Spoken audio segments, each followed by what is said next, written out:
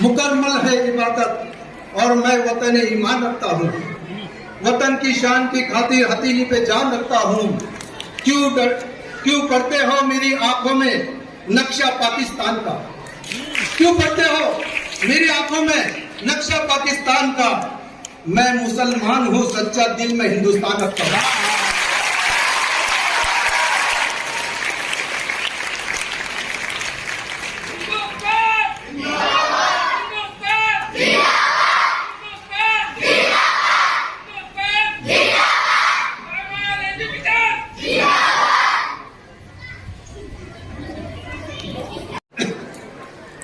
हालात कितने खराब है, आप चाहे कितना पैसा कमा लो, कितनी ताकत पैदा कर लो, कितनी तादाद बढ़ा लो, लेकिन आज का जो माहौल चल रहा है आप लोग बखूबी जानते हो। इस माहौल से निपटने के लिए, इस माहौल से लड़ने के लिए सिवाय एजुकेशन के अलावा हमारे पास कोई दूसरा रास्ता नहीं है। आप अब तक सोए हुए थे, हम सोए हुए थे, आप सोए हुए थे, लेकिन अल्हम्दुलिल्लाह आप हिंदुस्तान के कोने कोने में चले जाओ, सिर्फ साउदी ही नहीं जागा है, हिंदुस्तान का हर मुसलमान जाग गया है। हर जगह बड़ी बड़ी स्कूलें खुल रही है, हिजाब का मसला आ गया, कर्नाटक में हिजाब का मसला आ गया। आप सबने सोशल मीडिया के माध्यम से देखा होगा कि एक हमारी बहन को हिजाब को उतारने का कहा है। आज उसका इतना बड़ा बेनिफिट हुआ है कि 18 यूनिवर्सिटी कॉलेज तैयार हो रहे हैं कर्नाटक के अंदर। नुकसान कोई नहीं होता है, हर बात का जवाब मोहब्बत से देना है। आप जितना मोहब्बत से पेश आएंगे, आप अपने तरीके से अपनी लैंग्वेज को एजुकेशन से जोड़ दो। आप सबसे मोहब्बत से बात करो। कोई हमसे झगड़ा करने आता है उससे झगड़ा मत करो, उसका जवाब एजुकेशन से दो, कलम से दो। इसका जवाब कलम से ही दिया जाएगा, क्योंकि हम ऐसा जवाब नहीं दे सकते और हमको गलत जवाब देना नहीं है। चाहे हमारी तादाद कितनी हो जाए, चाहे हम कितने बड़े ओहदेदार बन जाए, चाहे हम कितने बड़े अधिकारी बन जाए, हमको कभी नहीं लड़ना है, क्योंकि लड़ाई इसका हल नहीं है। अगर हम अंग्रेजों से लड़े हैं, आज हमारे आजादी का दिन है, तो वो भी हमारी मजबूरी थी। उन्होंने हिंदू से मुसलमान को लड़ाया, मुसलमान से हिंदू को लड़ाया, सिख से ईसाई को लड़ाया, ईसाई से सरदार को लड़ाया, दलित से मुसलमान को लड़ाया। उन्होंने फूट डाला और राज किया। हमको वो काम नहीं करना है। कुछ गलत लोग इसका इस्तेमाल कर रहे हैं, हमको उसका जवाब ऐसा नहीं देना। हमको मिलजुल के रहना है, हमको सबको एकजुट होकर एजुकेशन का बड़ा काम करना है। जब आजादी का काम 1947 में जब हमें आजादी मिली, उस टाइम को आप तसव्वुर करो, जो हमारे बुजुर्ग, हमारे असलाफ, हमारे दादा, हमारे परदादा हमको बताते थे कि हम हिंदू और मुसलमान हमारे देश में कैसे रहते थे, सब मिलजुल कर रहते थे। ये बाद में हुआ है और कुछ चंद सालों में हुआ है, ये इससे पहले नहीं था। यहाँ पर जो लोग बैठे हैं, जो 30, 35, 40 साल के हैं, वो बखूबी जानते हैं। उन्होंने हर इलाके में हर समाज को देखा है, हर वक्त को देखा है, पूरी धूप छांव देखी है। आप बच्चे हो, नादान हो, स्टूडेंट हो, आप सुन लो कि जो हमारे असलाफ है उन्होंने सब मिलजुल के त्योहार मनाए हैं। आजादी के लिए अगर हिंदू लड़ा है तो साथ में कंधे से कंधा लगा के मुसलमान भी लड़ा है, दलित भी लड़ा है, सिख भी लड़ा है। और हम जो लोग हैं यहाँ, हम जितने यहाँ बैठे हैं, हम हिंदुस्तानी, पक्के सच्चे मुसलमान, पक्के हिंदुस्तानी है। और हम हिंदुस्तान के अंदर बाय चांस नहीं रुके हैं, बाय चॉइस रुके हैं। हमारे दादा परदादा को भी ऑर्डर था, उनकी भी असलाफ का था कि आप भी आ जाइए, वो आप भी आ जाइए, पाकिस्तान चलते हैं, हमारा देश बन रहा है। लेकिन हमारे असलाफ ने नहीं कहा। हमारे बुजुर्ग इस मिट्टी में दफन है, हमारे दादा परदादा इस मिट्टी में दफन है। हम नहीं जाएंगे पाकिस्तान। हम सच्चे मुसलमान हैं, सच्चे हिंदुस्तानी हैं। हम यही कटेंगे, यही मरेंगे, यही दफन हो जाएंगे। लेकिन हम हमारे असलाफ के साथ दफन होंगे। यहाँ हमारे बुजुर्ग है, हमारे वली है, यहाँ पर हमारे वलियों की दुआ है। हम इन्हीं के साथ रहेंगे, यही रहेंगे। हमने हिंदुस्तान नहीं छोड़ा और ना ही इंशाअल्लाह कयामत तक हम हिंदुस्तान नहीं छोड़ेंगे।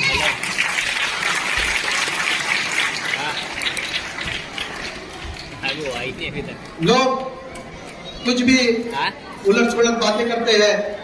मेरा मकसद आप समझ रहे हो कि मैं सिर्फ एजुकेशन की बात कर रहा हूँ। कुछ लोग ऐसे कहते हैं नहीं, हिंदुस्तान नहीं छोड़ेंगे। अरे भाई, देश सबका है, हमारा भी है, हमारा भी खून उसमें बहा है। आने वाले 10 से 15 सालों में इंशाअल्लाह अब हिंदुस्तान का नक्शा देखना।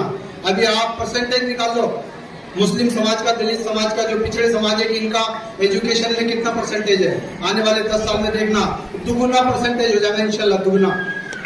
और जो आज हमारी कुर्बानियां हैं, ये अगर हमारे असलाफ हमारी कुर्बानियां ये दे देते तो आज ये हमें देखने को दिन नहीं मिलते।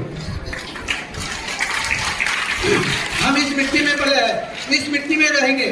हमारे आका ने फरमा दिया अरब की सरजमीन में बैठकर आज से 1450 साल पहले कि मुझे हिंदुस्तान की मिट्टी से एक मोहब्बत की और वफा की खुशबू आती है, तो हम इस देश को कैसे छोड़ देंगे।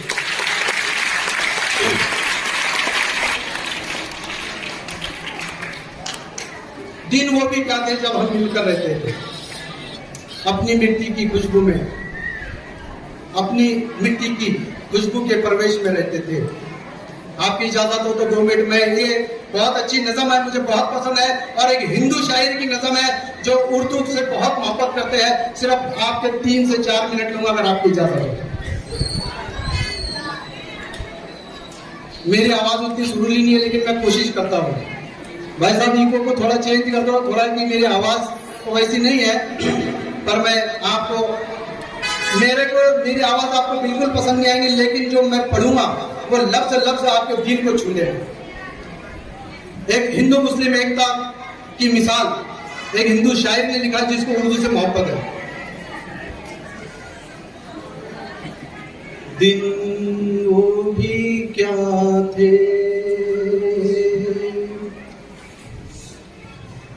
दिन वो भी क्या थे जब हम मिलकर देश में रहते थे।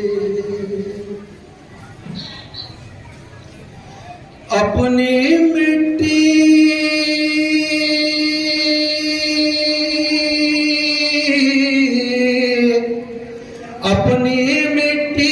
की खुशबू के प्रवेश में रहते थे। दिन वो भी क्या थे जब हम ऐसे देश में रहते थे।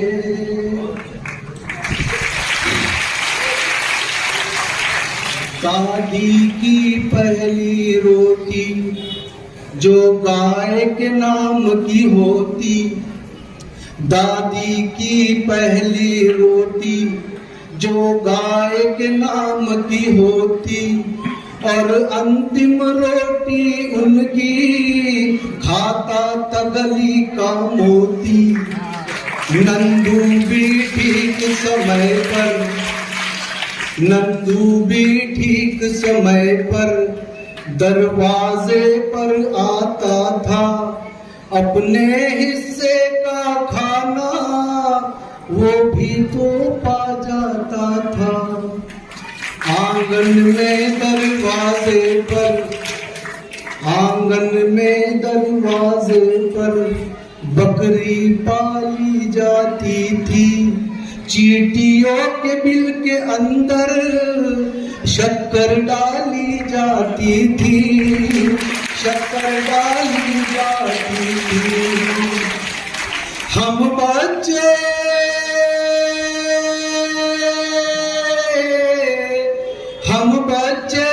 ये सब करने के आदेश में रहते थे। दिन वो भी क्या थे जब हम मिलकर देश में रहते थे।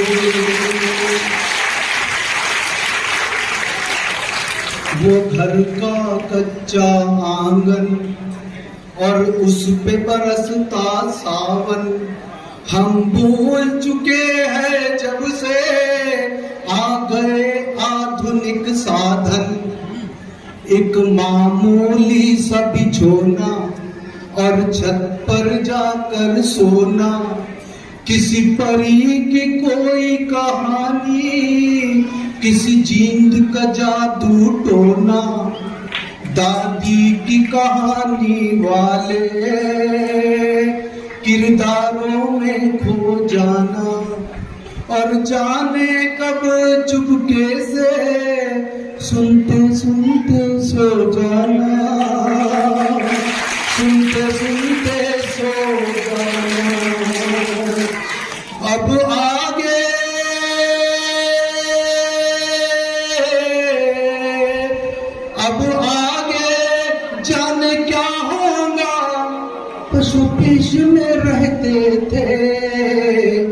दिन वो भी क्या थे जब हम मिलकर देश में रहते थे, अपनी मिट्टी की खुशबू के परवेश में रहते थे।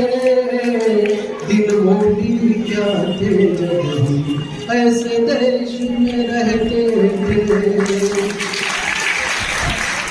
एक कागा, कागा मतलब कौवा, एक कागा काऊ काऊ करके तो चला जाता था, मेहमान कोई आएगा ये बात पता जाता था।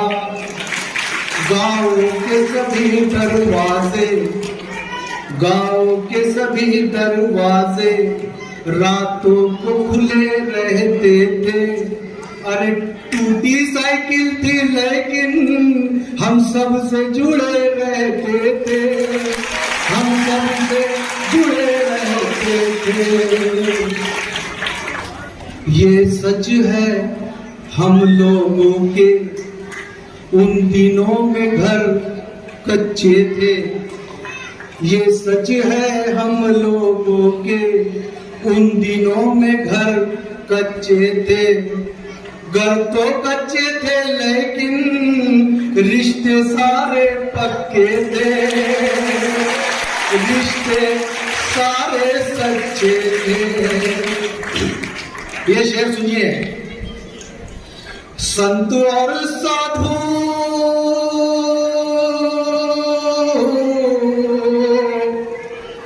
संत और साधु संसद में नहीं ऋषिकेश में रहते थे। दिन वो भी क्या थे जब हम ऐसे देश में रहते थे, अपनी मिट्टी की खुशबू के परवेश में रहते थे। दिन वो भी क्या थे जब हम ऐसे देश में रहते थे। यहाँ बच्चे जो परफॉर्मेंस कर रहे हैं, इनके माँ बाप आए हुए, उनके रिश्तेदार आए हुए, किसकी दादी आई है, किसके दादा आए, किसकी नानी आई है, किसकी चाची आई है, किसका चचा आया है। जब बच्चे यहाँ परफॉर्मेंस कर रहे थे उनका दिल कितना खुश हो रहा था, बहुत खुश हो रहा था। और बच्चों ने क्या दिया? कुछ भी नहीं दिया इनको, सिर्फ परफॉर्मेंस किया है यहाँ पर, और उनका दिल कितना खुश हो रहा है। जो माँ यहाँ बैठी है, सुबह टिफिन बना के देती है, रात को बीमार होकर भी सुबह डब्बा बना के देती है, उसने 5 साल एक जिसको कहते हैं 7 समंदर पार करना, अपने बच्चे को 5 साल तक बड़ा किया, इस यहाँ एडमिशन कराया। और जब वो बच्चा यहाँ सिर्फ 5 मिनट 2 मिनट परफॉर्मेंस करता है तो उसकी कली कली खुश हो जाती है। वो कहती है कि आज मेरे पूरे पैसे वसूल हो गए, आज मेरी पूरी जिंदगी की मेहनत वसूल हो गई है। मैं बच्चों को भी एक मैसेज देना चाहता हूं। मैं बार बार कहता हूं कि बेटा सुन लो, हमारी कौम की शहजादी, आज सुन लो बेटा, समझदार हो तुम। आपके माँ बाप आपको शहजादी की तरह पालते हैं, आपको माँ बाप आपको शहजादियों की तरह पालते हैं।